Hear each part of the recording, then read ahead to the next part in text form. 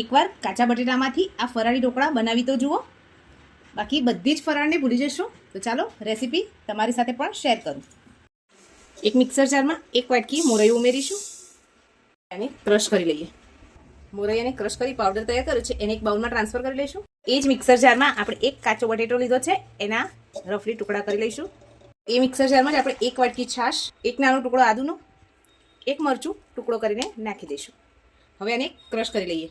હવે આને મોરૈયાના લોટમાં આપણે ઉમેરી દઈશું. હવે આને સરસ મિક્સ કરી લઈએ. બેટરને આપણે 10 મિનિટનો રેસ્ટ આપીશું. સ્વાદ પ્રમાણે ફરાળમાં ઉપયોગ કરાતું મીઠું ઉમેરીશું. 1 થી 2 ચમચી જેટલું શીંગ તેલ ઉમેરીશું. બેટરમાં 1 પેકેટ ઈનોનું ઉમેરી દઈએ. સરસ રીતે મિક્સ કરી લઈશું. ગ્રીસ કરીને રાખેલી પ્લેટમાં પાથરી દઈશું. પ્રીહીટેડ ઢોકળાના કુકરમાં આપણે આ ડીશને રાખી 15 થી 20 મિનિટ સુધી કૂક થવા દેવાના છે.